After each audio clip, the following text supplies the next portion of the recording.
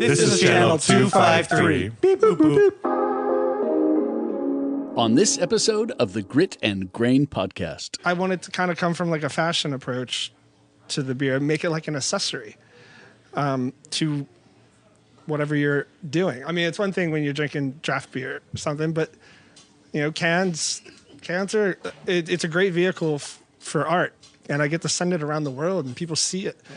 So, so I look at the product as it's my artwork, like from the design to the liquid, and now it's completely all encompassing Brian Strumke work.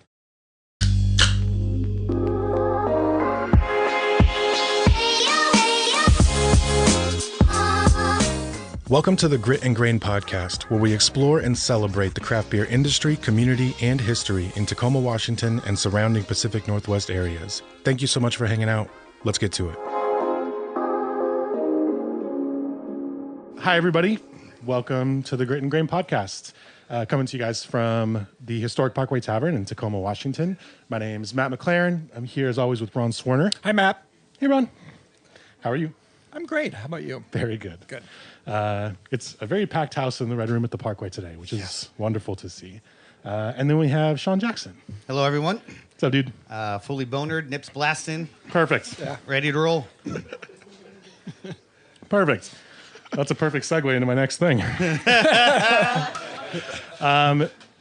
have a wonderful guest today, and we're going to be gushing the entire time. But before we do that, I just want to do a really quick cheers to our very good friend, Mac McTurnan, who is a community builder and leader in the Pacific Northwest when it came to the beer world that we all love and talk about every single week.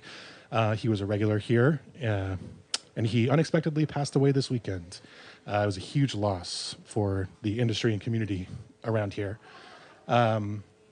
And he probably would have been here tonight, actually, for this one, because it is a special episode in a lot of ways. A lot of his family is actually in the room right now, and they all flew in to come and hang out and do some of the things that he loved to do. And I'm very thankful to say that the podcast sessions was one of them. So if this whole room of people, if you're listening to this too, and you have a beer, please just raise a glass and cheers to Mac. Mac. Yeah, man. One of the most wholesome motherfuckers on the planet. And so we're going to spend the next few weeks talking about how much we love that guy, starting tonight.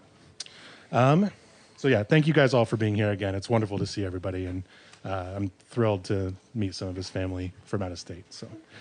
We're going to get into it. Our guest today is somebody who I've actually been trying to get on this podcast for a little while, and somebody who has traveled the world doing all sorts of awesome beer shit and all sorts of awesome other shit.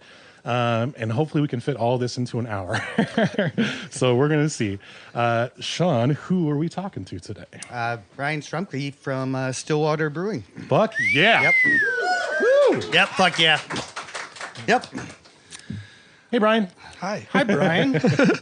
So, Brian, first of all, thanks for sitting down with us. Thank you. Very much appreciate it. You've been on many podcasts, and you've had much ink written about you, and you're probably going to hear some of the same questions that you've heard many, many times. But you were a former worldwide touring DJ. You were an electronic music producer. 12% Imports applauded your homebrew.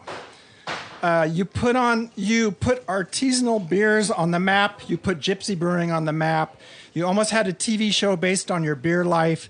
You have brewed around the world. You went to the best parties in the world. You're a designer and an artist. Your package art could hang at MoMA. Chehalis Tribe invested $1.5 million to lure you to the Talking Cedar Brewery. My question to you is, which Beardso Brewing brother is more evil? What's that? Which one of the Beardson brothers are more evil? More evil. I don't know. I think that conversation's run its course. I think the New York Times covered it. They just let that story be. I did read that article, but you came out at the same time as they did, and you're both gypsies. So Yeah, I mean, I think Mikko started probably a year or two before I did, and I didn't really even know much about Mikkel, I knew there was a brand, and I was just on my own weird trip. And when I met Brian Ewing from 12% Imports, we had a mutual friend, a guy named Chuck Cook, who's like a beer writer. Brought him over to my house to taste my homebrew, and I didn't even think anybody would want to come over and try to drink homebrew. Yeah, I just kind of like, after meeting him, and he was so stoked on my beers, and I was bummed out that I wasn't traveling and doing music like I used to. I was working an IT job, and it was sucking the life out of me. And yeah, just smoking weed in my kitchen one day, and this light bulb went off. I was like, oh, fuck. I was like, this importer could be my record label. And he imports small breweries. I bet you they have other capacities, so I can like go and like, how cool would it be to make Belgian beer in Belgium and import it? Because when I was doing music, a lot of my record deals were with European record labels, and so therefore my records were pressed in Europe and sold here as imports. So I wanted to do this. I was like, how cool would it be to do that with beer? I didn't know that's and the import market was still hot back then, you know, so like people were buying a lot of imports. So I had my domestic range, and I had the import series, and then I just started doing all kinds of weird shit. But yeah, so funny enough, I didn't even know. So I called Brian Ewing. I was like, hey, I got this idea. I want to travel the world, make beer. I was like, I'll be the first person to ever do it. He's like, you'll probably be the second. he's like, there's this guy McKellar. I was like, okay, cool. He's Danish. That's fine. That's fine. Well, he's in another country. So I was like, True. And then I finally met Mikkel, and then I realized that both of our first beers were called Stateside. His was Stateside IPA, and mine was Stateside Saison. Oh my god! And I'm like, yours is already cooler because it was a Saison, though. Looks like I like was ripping him off, but no, it was just like, and yeah, him and I were always kind of like, for a while when it came to creative ideas, it's like we were tuned into the same like radio frequency, because every time we'd see each other, like, hey, what are you up to? I'm like, I'm doing this, that. He's like, yeah, me too. And I'm like, what? And finally one day he's like, Brian, what else are we doing? So yeah, it's kind of that's that. Well, you hit on one of like the one thing I really wanted to say was like, in the world of collaborations and all the joys and wonderful things that come out of them, my two favorite were born on exactly what you said, and it was Avery and Russian River did the collaboration, not litigation, because they both had salvation, and then you and McKellar, the R side. Oh yeah, exactly. So we both did had stateside. Like, I mean, those are the most logical collaborations I can think of, and I don't really think logically, but I mean, there's so much brand protecting and cease and desist, and just to see that. For those reasons, people come together and just make another bitch and beer. Like, both those things have a special place in my tiny heart. It's also awesome to see it on like a global scale. Like we talk about how like charming and wonderful craft beer communities are, especially ones like in Tacoma, because most people do just cooperate. There's a lot of breweries here. Nobody's trying to fight each other. There's kind of just, it's a very like high tides sort of, outlook on the industry and the community. And so to see like a worldwide scale, like kind of beer collaboration like that, where neither of you guys are trying to fight, you're just like, hey, let's do this together and make a cool thing. And that's just awesome. Well, I mean, and while it's still like a global situation, it's still a very small community. I mean, I think in, pre-pandemic and that first decade of traveling, I mean, there's so many repeat faces, like everywhere. Like, it's like find even festival goers and stuff, you'd see them around the world. Like, same people in Denmark, you'd see them in fucking China. Like, I'm like, what's going on here? Like, what do you do for a living? It's me in 30 years. Just so you know. I need a new job right now. And a sugar daddy. Yeah, you came out of the garage with a cast saison, a Belgian bitter, a black wheat ale with pureed raisins, hibiscus, juniper, rose hips. You've done your research. And something called Schisandra berries. Schisandra berries. Yeah. I love these things. So did your parents own a spice market? No, not even, not even close. Question. I honestly, and I wasn't even that versed in the culinary arts at all when I started Stillwater. It's funny, people thought, because the beer was quite expensive at the beginning. It was all 750s and dressed very nice. And I was going for this. I knew that producing, like on the way I was doing it with multiple layers of distribution and contract production, there was no way I could make beer without it being expensive. So I had to kind of like give it an expensive feel. And everybody thought I was like some spoiled rich kid. and I was the complete opposite. I was totally broke, and that's why I wasn't building a brewery. I was using other people's space because I didn't have any money. But I was making, and I was just working with what I had, and I got swooped into the whole world of like Michelin star chefs and restaurants, and like inviting me for beer dinners, and I just had to fake it till I figured it out. Like I was like, oh yeah, of course I know all this. Like what's going on here? And I never been to a tasting menu. Okay, that's so like. So you're saying like the reason that you produce such high quality and like relatively expensive beer, especially for the time, was just like it was going to be expensive anyway. So I might as well take some local ingredients that either sound expensive or are expensive and kind of apply them to what I'm doing to kind of make the product match. Well, okay, yeah, and I guess I got off track from that a bit. When I started homebrewing, my whole thing was I didn't want to make beer that already existed.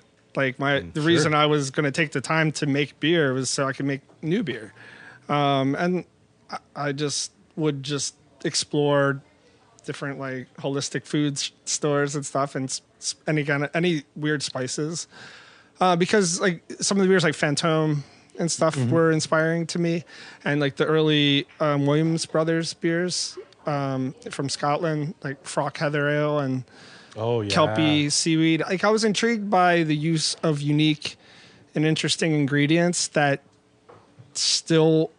didn't overtake the product. It still lent itself into a proper beer. So I was just, that was just the vibe I was on. So you were doing that stuff before you started traveling? Like you started kind of playing with all my homebrew stuff, like most of the Stillwater beers were my homebrew recipes. Like I was making them for years prior. Like Stateside Saison was but I was making them with Brett. And now the new iteration that we're making at Talking Cedar, because I have full control of the facility, and I can use Brett when I want to. Yeah. So now the beers are coming out the way I originally intended them 13 years ago, and the way I was brewing them at home. So yeah, I just have always been on a mission to create Stillwater beer. Yeah. And that's why I didn't touch the IPA game for my first 5 years. Ballsy. And the only reason I did is because my distributor, Brian from 12%, he's like, Strumke, what the fuck are you doing? He's like, how long? He's like, how long? We can sell. He's like, how long are you gonna hold out here? He's like, if you just drop the Stillwater IPA, it would sell instantly. I'm like, all right, let's do it. And he was right. They like doubled sales that year. Suddenly everybody's talking about this brewery. But at the same time, I think and then I actually stopped doing typical IPAs and that basically turned into fast fashion. Fast fashion was the first Stillwater hazy IPA that we did it back east in like 100-barrel batches. And I thought it was a perfect name for an IPA brand. and so since, with this new iteration of Stillwater, I'm really doubling down on going back to being Stillwater. And, I did dabble in like basic styles for a few years right before the pandemic. And artistically, it didn't fulfill me. And I don't think my fans even really appreciated it that much. I mean, the IPAs I were making were good, but people were like, why is Stillwater doing this? Like, that's not why people look to Stillwater, for basic styles. Like, so. I want a seaweed beer, God damn it.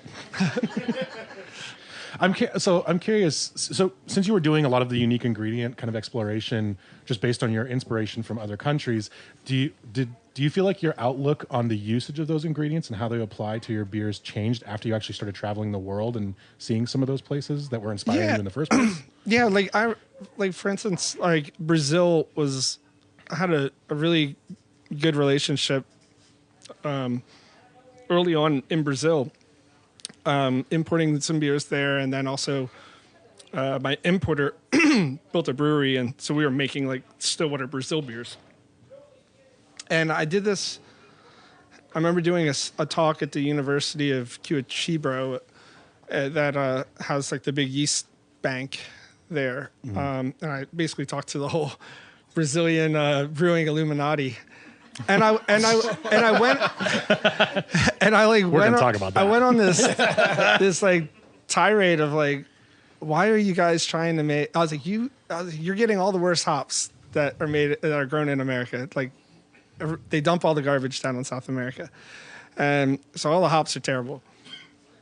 But everybody wants to make American style beers because that's what was popular, and nothing's turning out good. And I'm telling them, like, look at all these amazing ingredients you have down here. I'm going nuts because I'm getting to work with starfruit and cupuaçu and like things I never even knew existed. You guys have the real fruits that the hops are trying to mimic. Yeah, and these things, and it's so cheap because it's so abundant down there. So I ended up doing like a cashew fruit, CAGU, and that's the fruit of a cashew nut. And mango, like saison, that ended up winning best of show at the South American Beer Awards. Like, I never enter competitions in Stillwater, but Good flex. went down there. Like, it was a collaboration with my importer's brewery, so like they entered it, and so that was great. And then after that, they called me the anarchist because I was just telling them, I was like, stop. I was like, you guys have to embrace your culture and what you're doing. Make Brazilian beer. And I'm so as my travels went on, like Extra Dry, my sake style saison was a collaboration. Oh my God. It started loosely on a collaboration I did with Kiuchi or Hitachino. And their importer here didn't want to import it because he didn't really respect the whole Stillwater model. Yeah. So I was like, fine, I'll do my own version. And it's my biggest selling beer. That's a great beer, man. That's a great beer. So you were a DJ, which is loud and pulsating and futuristic. And then you were sitting in a cubicle being an IT guy and homebrewing. Did you decide to be a nomadic brewer because you wanted to go back on the road and kind of get back to your lo-fi and ancient roots? Well, I made the kind of transitioned out of the DJ thing when everything went from vinyl to digital. It was kind of like it was a opportunity. It was a big change happening, and I'm like, all right, do I want to relearn everything and follow through? And at the time, the digital options weren't very like tactile, and like didn't feel good to like work with that equipment. So I was just like, I was looking for a change anyway. So I'm like, all right, fuck it, let me try something different. And I didn't know anything about computers, and my friends were all kind of ran the IT department at Johns Hopkins University, and Apple computers just got popular again. And I had an Apple computer running my studio. That's all I knew about an Apple, how to run. But in the land of the blind, the one-eyed man is king. So I did the best in the interview. I got this job as the Apple tech specialist for Johns Hopkins University. Jesus. And yeah, That's a so dude. that allowed me to sit in front of a computer every day with high-speed internet and research beer and brewing, and I started home brewing. Like I borrowed a homebrew kit from a friend and started dabbling in. I think almost out the gate, I was within first second or third batch of beer, I was making just abstract styles. Nice. That was the intent and I think I started in like 2005 or 4. And then, 2010's when we launched. That's a good segue into a question that it's kind of fallen off our radar. We always should get back to is like beers of inspiration to you. Like I mentioned, Phantom. the the Phantom and the Williams Brothers stuff. That was really cool. Lambic and was a big thing for me. Goose, like it was just so intriguing. A lot of the smaller farmhouse producers, like Vapeur was one. Vapeur Cochonnet, I think that's how it's said. The one with the pig on it. Cochon, 96. So there was this. I don't know what happened with Fanta or Vapeur, but I remember a bunch of their bottles were coming in, and they were already like almost 10 years old, and they must have. I think they had a fucked up batch, cellared it, and then realized like, oh wow, this is like actually cool now. Just takes a little time. And they all started hitting the market like in keg and bottle, and I remember I never tasted anything like it. It just it was way more on the goose kind of lambic side, but it wasn't goose or lambic. It was just really old wild saison. Nice. And it was mind blowing to me. And yeah, that was a big one. And yeah, I was intrigued by it because I never tasted anything else like it, and I couldn't find anything else like it. I remember getting on the internet, and that's when I started. There's this website, like the Burgundian Babel Belt. Yeah. We've talked about And like that it was here. all the OG like Belgian beer people. Yep. Like Danny from Phantom was on that, and like, so I ended up finding that like little message board chat and started asking questions like, hey, look, I like this beer and this beer. It's like, what else is like this? They're like, oh wow, you not much. Yeah. So that's what You're got on the me deep going. end, I'm man. like, all right, well, if there's only like a couple producers that are making things that I'm really digging, then I should just jump I'm gonna do into it. the game. Yeah. So yeah, that's a wild card, and then everything from.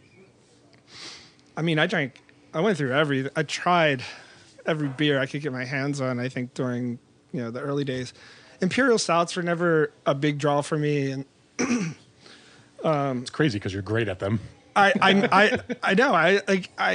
I do respect them and I enjoy them, but yeah, it's just I can't drink it's something I can have a couple sips of and appreciate, and then I'm like, I'll have a saison, something crispy. I'm curious. So you mentioned not like touching back on your music stuff, not really like being ready to transition from like vinyl to digital. And I feel like a lot of your beer, I mean, you just said it took you 5 years to make your first IPA, and it was at the behest of a distributor who just wanted to sell more of your beer. Do you feel like you approach like the artistic side of brewing the same way that you approach it to music? Like, do you feel like Totally. there's sort of like this element of history that influences everything you do? Well, yeah, I talk about this kind of often. Like my creative process, I work in synesthesia. Oh, So yeah. so when I was making music and when I'm making a beer recipe, it's like color coded. It's got kind of sometimes shape. Like I would sketch out hop profiles. It Really? makes no sense to anybody else, but that would be notes that I'd make for myself. Oh, I love this. And they look like waveforms, and it's just different, high notes from different. I look at aroma and flavor, and like it's like frequency, or like you're EQing things, like Yeah. malt and everything, bass, low end, the flavor hops and fermentation attributes, kind of like the mid range and high notes are like dry hopping and the aroma aspect. Dude, I love that. I feel like a lot of people probably know what synesthesia is, but if you're listening and you don't, it's kind of the mixing up of senses. If your hardwiring in your brain mixes up how you absorb different senses, so you might see a color and hear a specific tone in your ear, or you might taste something and see like a flash of light in a certain color or something like that. And it's just a mixing up of senses. But like very famously, Mozart had it. And so people who study Mozart's music, and like his school of thought is they talk about different musical tones in terms of like color. So they don't say match the tone, they say match the color. And that's referring to Mozart's synesthesia and how he applied it to his artwork. And that is awesome to hear that you do that as well. And the reason that I'm like pumped about that is because I usually end up talking about beer a lot of times in terms of like paint, like brushwork, like painting, and specifically when I'm talking about things like composition and like how people don't totally know why the beer that they're drinking, it's obviously good, but it's just not hitting the way that some other ones do. And composition usually has a lot to do with that. And it's like when you look at an old painting and you're like, I can't tell why, but this is so beautiful. I don't know shit about it, but like I can tell that the way that it's hitting my face is like moving and awesome. And I think that exists in beer a lot, and it's a lot about composition. And I imagine if you're listening to tones when you're thinking about certain ingredients or flavors in beer, it's probably the same idea, as you can actually put things together a little bit more efficiently. And I think that what you're talking about when you're is more like the idea of reaction as opposed to a decision.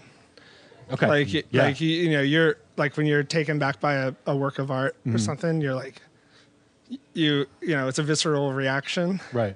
instead of a calculated decision. Yeah, for sure. It's like, oh wait, do I like this because is it balanced? Is it no. You got hit by like the composition, the overall like work. It just did it. Yeah. So Cellar Door was originally very goth, like the label, and then it went pop. Yeah. So all right. So and that was just Stillwater in general. My original. So I've had a run of I've had two collaborative artist designers. The original was Lee Verzosa, a childhood friend of mine who's a tattoo artist. So he's an all-around amazing artist, musician. Like he's a virtuoso. He's got way more artistic creativity than I do. But he's very much an artist. And as the brand accelerated, like his stuff did not come very fast. Oh yeah. And as the beer world changed and needed new releases all the time, he just was not keeping up. So I ended up switching and started working with this guy named Mike Van Hall, who's more of like a design, digital art designer, and that's where everything got kind of more poppy. Right before the pandemic, like 2020, I hit my 10-year anniversary for Stillwater, and I wasn't happy.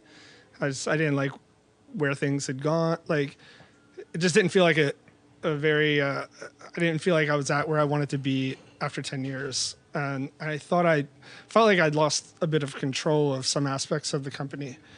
And some of the, like doing IPAs and doing things that were not what I really set out to do was part of that. It was kind of crushing me as an artist, and I wasn't getting fully along with the designer because I was pushing back.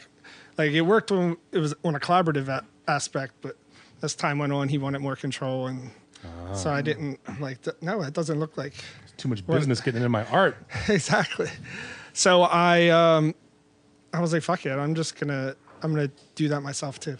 So I started. So all the new labels, most of them are designed in Apple Preview or Microsoft Word because I don't know how to use. What? I don't know how to use the. Damn you, Johns Hopkins.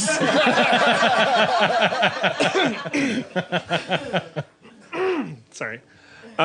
So yeah, I just never been good at learning complicated software like that. It's funny, the IT guy, right? Yeah. And yeah, so I just started like sketching out. Like I like minimalism and so much of for me is with the synesthesia is color based, and I want it. And I'm really, I'm also into fashion, so I want it. I started seeing all these beer cans with just cartoony, like really complex and just too much shit going on, and it to me is like disorienting. And I also thought about it, I'm like, I can't see myself like drinking on that can. Like it doesn't look like me. So Doesn't go with my belt buckle, motherfucker. It didn't. They don't speak to me. And again, like Stillwater, I make Stillwater beer for myself, basically. So I wanted everything to be what I want it to be. Like I want to be drinking beer that looks like beer that I'd be seen with, and right. like so I look at it. I wanted to kind of come from like a fashion approach to the beer, make it like an accessory to whatever you're doing. I mean, it's one thing when you're drinking draft beer or something, but cans are it's a great vehicle for art, and I get to send it around the world and people see it. Yeah. So so I look at the at the product as it's my artwork, like from the design to the liquid, and now it's completely all encompassing Brian Strumke work. I do have I work with a company called Drexler back in Baltimore that did my website, and they clean up all my work. I send them my sketches, and we have a great working relationship. Like they're, so yeah, it's been this new iteration of Stillwater has got to be the most fulfilling because full control, technically having my own facility, and everything is from conception to execution now is you. Well, I mean, you were the only employee for 6 years. So how many do you have now? Not many. Well, it's Samantha, which is basically my right-hand person, Samantha Morin, and we have Ryan Meir, who's the head brewer for us. So he works for both Talking Cedar and for Stillwater. Okay. So he's on both payrolls. He gets a double dip. Sweet. Nice. But it's great. So like I finally as I came to all this like from the music industry, I go into a brewery. I'm like, this is a studio. And I didn't always know how to work all the gear in a studio. So that's what the producer's for. And then there's engineers. Mm-hmm. So now I have my own producer at my own studio. And that's such a good way to look at it. Yep. I love that. And yeah, I mean, that's how it's always been. And that's why I oftentimes, people are like, oh, Brian, the brewmaster Stillwater. I was like, I'm not the brewmaster. I design, I write all the recipes. I design everything. But if you let me wild in the brewery, I don't know. You'd be making fuck up stories. We're gonna take a super quick break, but we have a ton of questions about your actual new iteration of Stillwater, which a lot of people might not know just made huge waves kind of in the industry when you finally settled down in a place, and it was very special to certainly all of us in Washington when we learned it was here. So we're gonna take a super quick break, but we're gonna ask you all about that right when we come back. Yeah. So stick around. Welcome back. Thank you for hanging out. We have a ton more to talk about, but before I do, actually, I want to give a quick shout out, as we try to do every week, to Channel 253. Doug Mackey, our wonderful producer, is from Channel 253 and makes us sound very professional every single week, as he does on all of the podcasts that he works on that network. So those guys run a network of podcasts that are all dedicated to Tacoma. You can follow along with community events, all kinds of topics, local food, local politics, and beer. So they're awesome. They enrich this community so much, and you can learn all about what they do and support those guys by going to channel253.com/membership. Thank you. Thanks, Doug. We didn't talk about it at the beginning because we had so many questions for you, Brian. But what are you drinking, man? Arena Stoop IPA. I don't. Which one? Go into the light, Carol Ann. Not the funnest board to write, but I got it in one try. That's a good name. And then it died, so now it's the Hellbent Everglow. Got it. I'm transitioning. What do you have, Sean? I had the Stillwater Kiss Kiss, Yeah. Imperial Milk Stout, right? Yeah. And the Stillwater Insetto. Yeah. Nice. Some sour action, dry hoppies, and I'm sorry, I'm not done, Ron. No, you're fine. And I got the Steeplejack Helles too. That beer's fucking good. Yep. Yeah. Ron and I are drinking the same beer, as we usually do. And it's Brian's beer. What did we pour? Can you tell us what we poured on the break here, man? Which one? So, I have a dark stout? one and I have a pale one. So the bourbon, that's a bourbon aged imperial stout. Yeah. It is fucking And delightful. it's I have a couple side projects like at the new facility, and the bourbon, because not everything, because I like to design all kinds of things, and not everything. I want Stillwater to have its unique, like, weird psychedelic angle, and so things like, that's a pretty down the road imperial bourbon barrel aged stout. So that is a line called Gristle, named after my little dog here, my Brussels Griffin, Miss Gristle. I love that your dog is a Brussels Griffin. Very on brand, Brian. Hey, I was like the Belgian guy, right? Yeah, exactly. It was either that or a Malinois. So yeah, that's just a big burly imperial stout, 18 months in bourbon barrels. And the other one is it's another project, it's my wild ale project called Ode Northwest. Okay.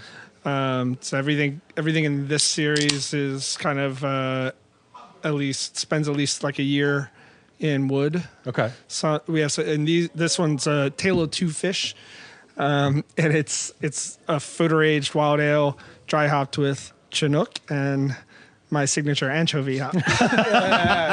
It was like when we named the hop anchovy at Siegel Ranch. John Siegel was like, "Dude, you're crazy. That's stupid." And I'm like, "No, I'm dead serious. Like, we got to do it." He's like, "Why would you name a hop after a fish?" He's like, "What?" I'm like, "What the hell's Chinook?" Yo, that's so valid. God damn it. That's so valid. Yeah. So I had to like celebrate that. So two fish. So good. So how many times have you been to Garden Path since you've been to Washington? A couple times. I know I go way back with Ron from when he worked at Shelton and then Jester King. Yeah. Yeah, that's a totally cool place, right up my alley, and Ron's releasing has been super could What brought you to the state? to Washington. That's what we really want to talk about. Yeah, What you doing here? What you doing?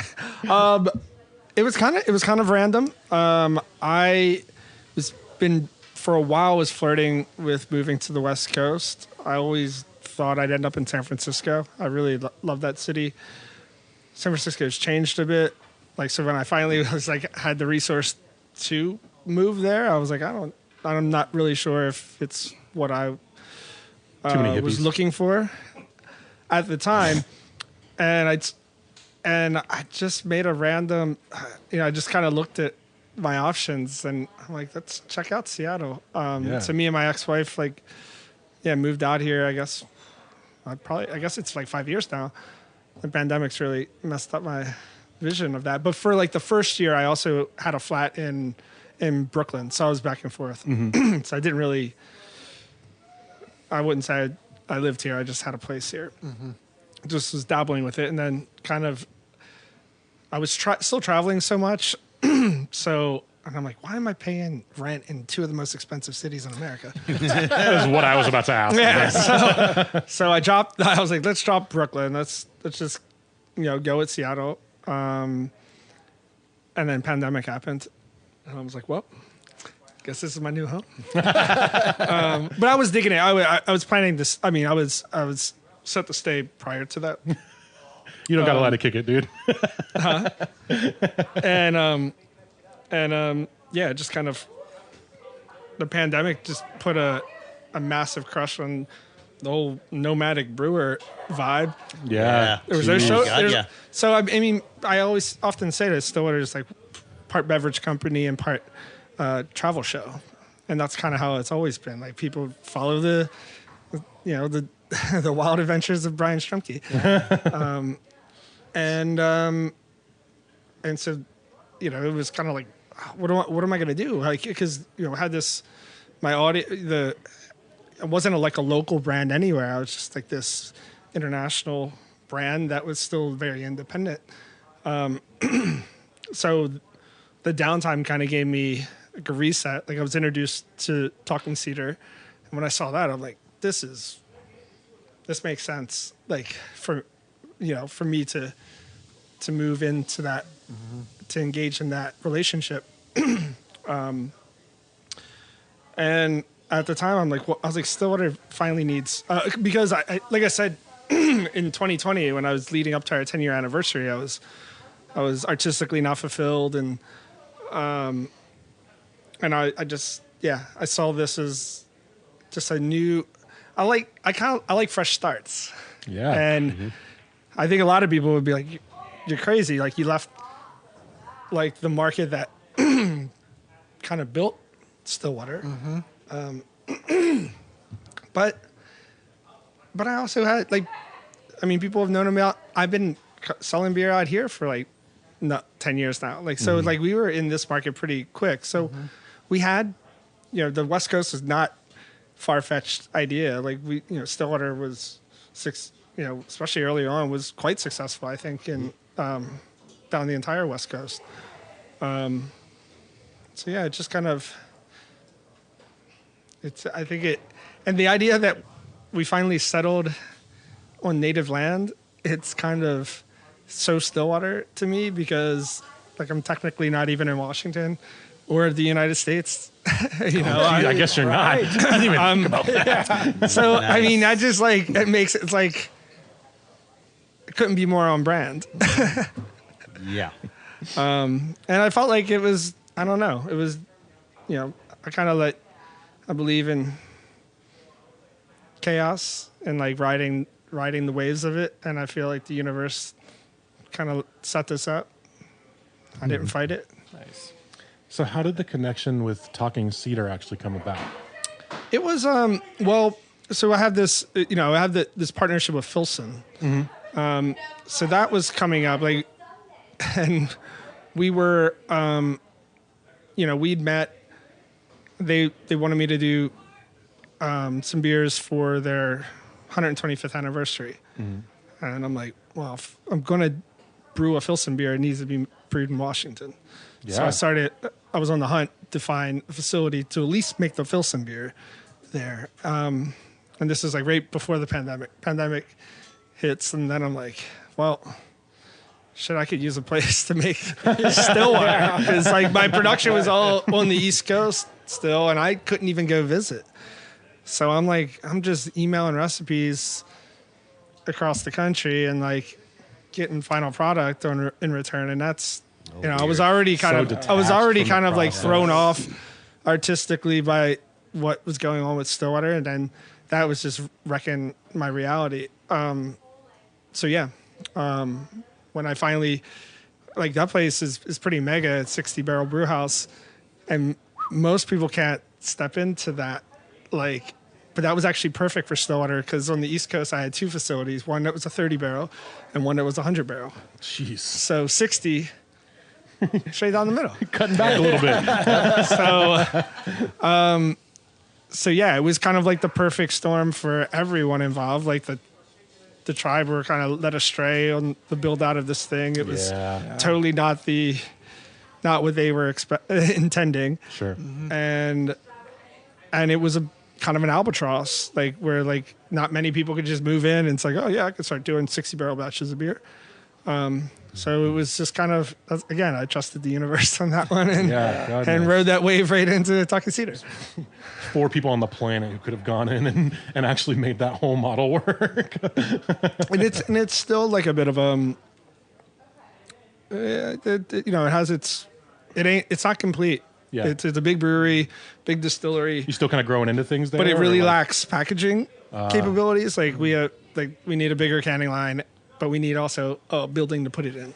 So, Oh, shit. so there's going to be probably, I think for that place to be fully complete, it's going to probably be another like $5 million. But then between the distillery side and the brewery side, it's a mega operation.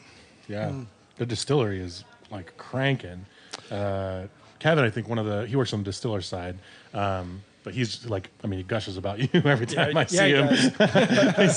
He's also a regular he lives in the area, but yeah, works on the distiller side over there. And he said that you've been able to come in and just like, I mean, the perspective that you're bringing from somebody who's traveled the world and seen breweries in every condition in every country, like bringing all that to one place and kind of, I mean, to a place that probably needs it the most to really be successful. I came in with a commitment to the tribe to, I made built a close relationship with the CEO of the tribe, and over the year leading up to this, and I said, look, this whole thing needs to work for it to work for me or to work for you. Yeah. So I made a commitment to the whole place.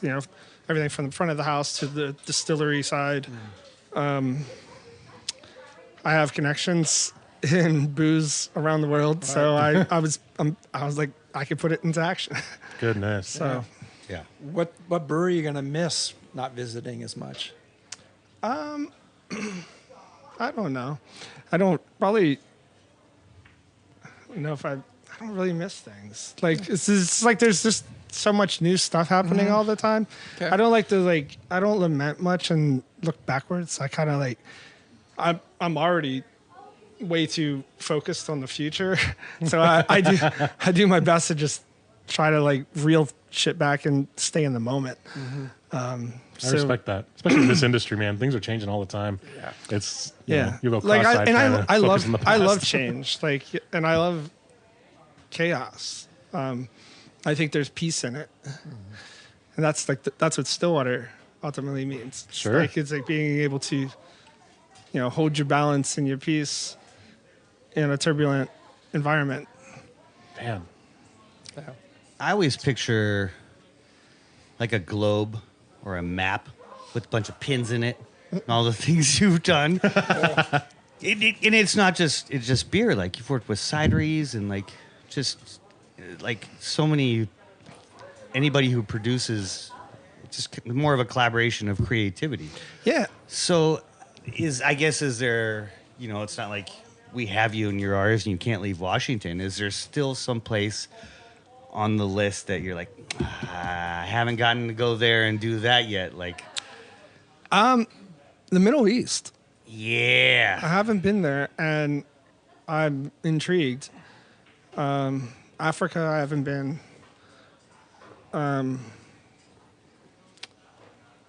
Yeah, I think those places are like. New Zealand's been hot on my list for a while. I was supposed to go for a hop harvest like next month, but I'm just too busy. It seems like not the best priority at the moment. But yeah, I think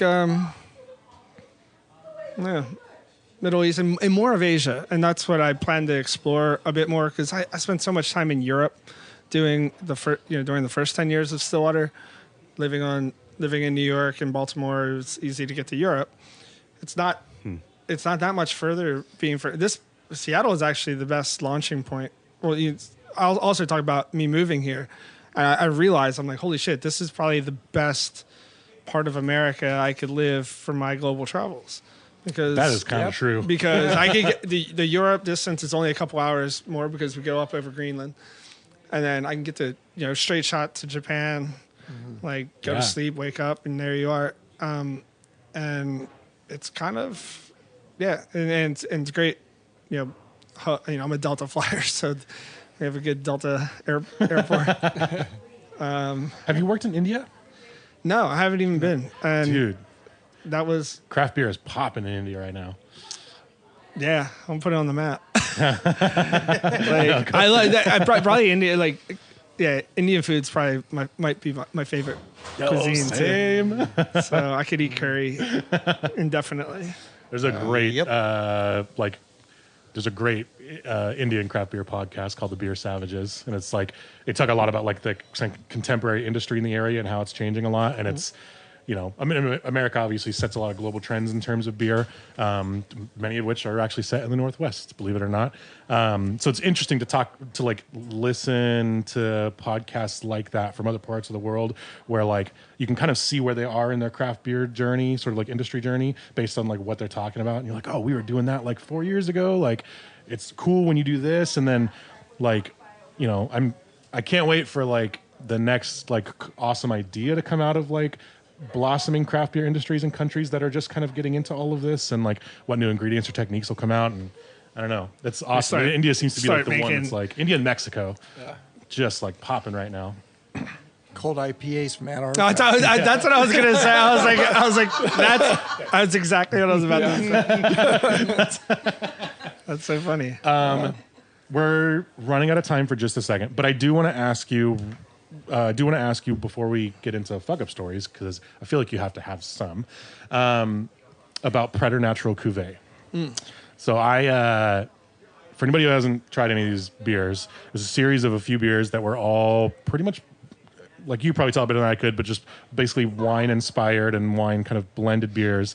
And there was a few of them. And one of my favorite beer memories was Ben over at Rainier Growlers got a few of them and really just shot texts out to like his regulars and was like, hey, I'm going to pop these bottles and we're going to do a flight. And I took one of my closest friends who's also a very skilled home brewer. We just went out there and like did this flight and they were like incredible. And it was like, you know, everybody was talking about it and very engaged. And it was like one of my favorite beer memories. And it was like, yeah, I think it was going through a difficult time in general. So just doing that itself was like so healing, it felt like. But I don't know, where did the idea for these beers come from? To me, they're the best example of like a marriage of beer and wine, in my opinion.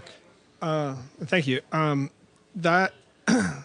So even as a home brewer, I started doing hybrid beer, wine, wild beers. In fact, one of the things that kind of kicked off, got me excited to try to go professional was the Sam Adams national contest.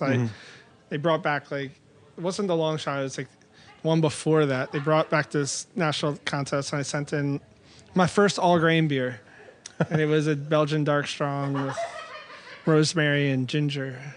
It was called Festy Westy.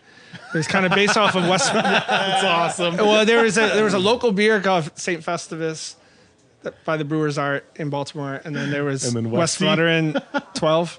So it was like down the middle, and so that won me like a trip to GABF through Sam Adams. Whoa! And then after that, the next one I sent in for the long shot contest was Chardonnay Lambic. For quote lambic, wild beer, and Cabernet Sauvignon, and I sent them in, and I got an email from one of the judges that said, "Hey, look, this is the best beer, hands down, of the whole competition." He said, "But you can't win." He's like, "Cause we can't make this." Yeah, we can't make it. Yeah, I knew where that one was going. Yep. And I was like, I get it, and I really appreciate that email. Yep. And that was the last contest I ever entered as a home brewer or a professional. Dang. So I was like, all right, I know what I'm doing. I'm just gonna go forward with my vision, and my vision's not about competition. It's about creation. I wanted to provide new things, new unique products to the world. That I felt good about. Yeah. And that I also wanted to consume. And that, I feel like I strayed off a bit from Just like how Preternatural Cuvée. Yeah. So once everything got rolling, once I got Stillwater going, and I knew, and it was successful, and I finally had a couple bucks in my pocket. It was Faction Brewing opened up. And Roger Davis, the owner brewer, I met him through a friend in New York, and he was nervous about opening this brewery in Alameda, California. It was in an old airplane hangar, and he had tons of room. I mean, it was a massive fucking airplane hangar, that he was renting for like pennies on the dollar, and he had a very small brew house. So it was like it had room for days. So I was like, he asked me if he's like, I'm nervous about making production. Do you want to make some beer here? I was like, well, I don't really have a reason to make clean beer. I was like, but you got room. I would love to do some barrel aged stuff. So I basically did a black saison and a blonde saison, and bought, I think, 50 freshly dumped wine barrels that were a mix of white and red, all different, and just filled them all. And then I spiked them all with, I have multiple like these proprietary Brett combos that I use. I now call controlled chaos yeast. So I ordered up my Brett combos because he wouldn't let me use Brett in the primary. So I just made a clean saison and put it all in barrels, and then just kind of ordered a big jug of yeast and just took a little little syringe, like a little what do you call it? Like I don't know, little pitcher, and just dosed them all, and then topped up all the barrels with different. I just bought a bunch of random grape juice, like wine grape varietals. Oh yeah, and just topped up all the barrels, and just let them go for 3 years. For 3 years. And Roger eventually, I showed up, and he was just getting really pissed at me. He's like, dude, he's like, when are you gonna get these out of here? I was like, well, first of all, I was like, what? You're not doing anything with that space. I was like, they're just sitting. They're like basically sitting in the corner. Yeah. So I'm like, it's like no big deal. Also, shut up, man. I'm making art. Yeah. It was kind of my move. I was like, you don't know, they're not ready yet.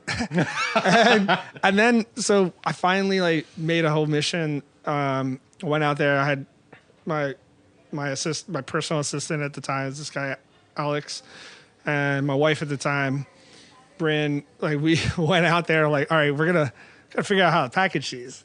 So we had 50 barrels and went out there and mapped them all out, tasted through every barrel, made notes on every barrel, and then over the course of a week, I designed, I think it was five blends. Yep.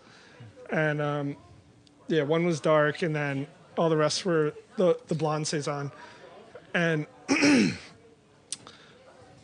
and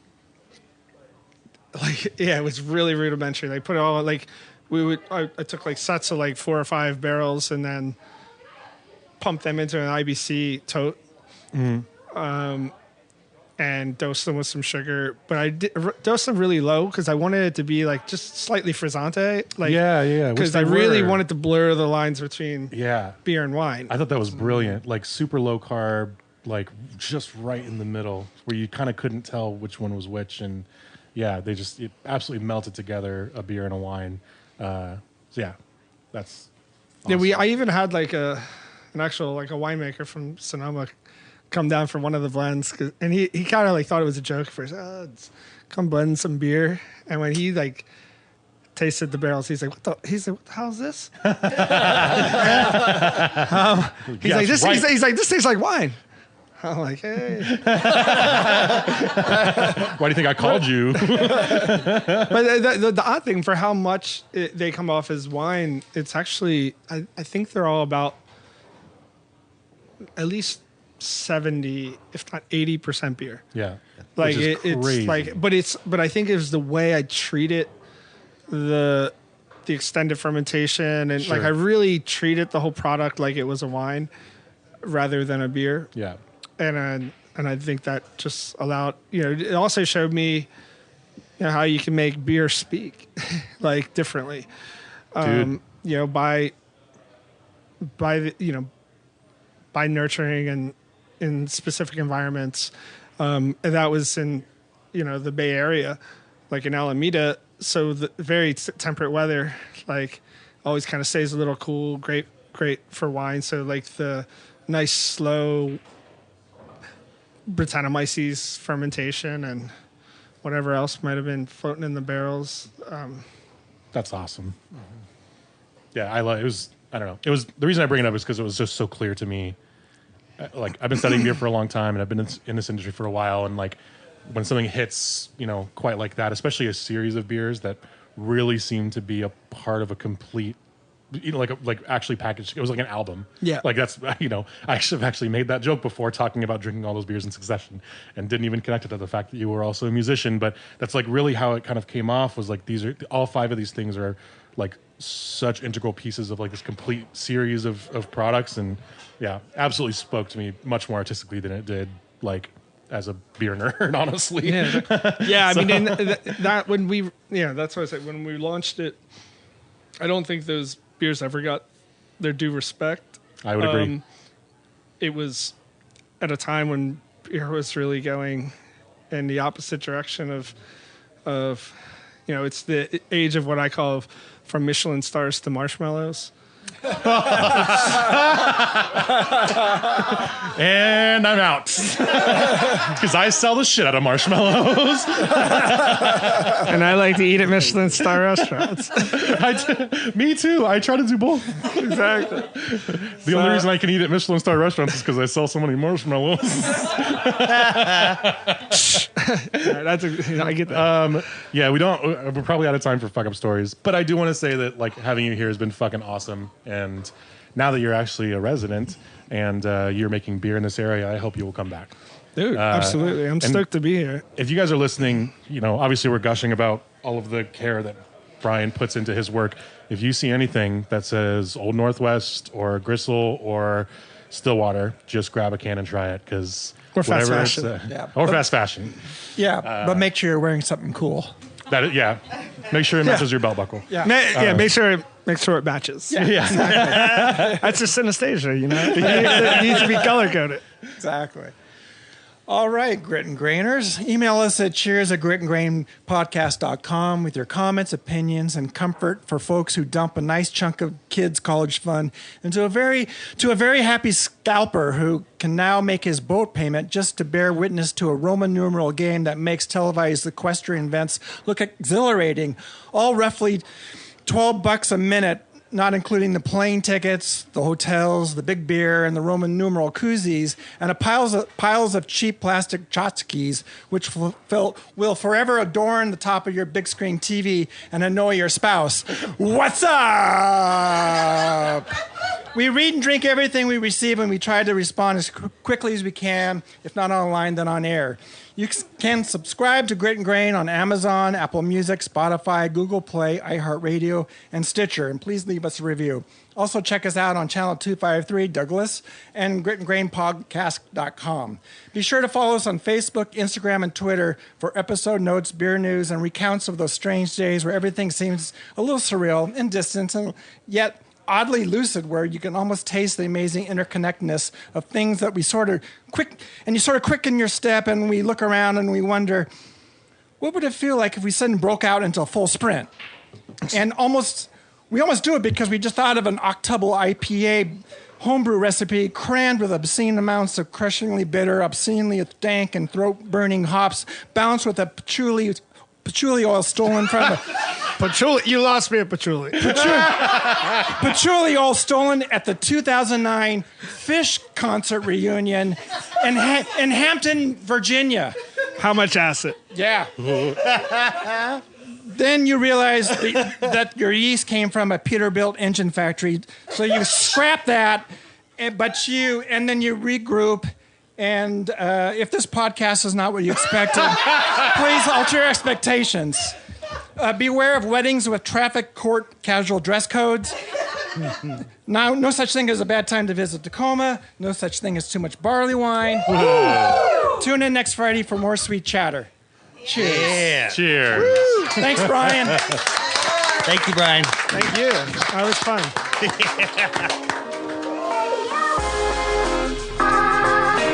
Thanks again for tuning in. Don't forget to follow us at Grit and Grain Podcast wherever you get your social media and catch new episodes every Friday. Cheers.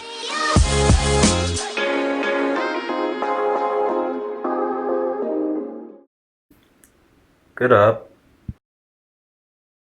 This is Channel 253.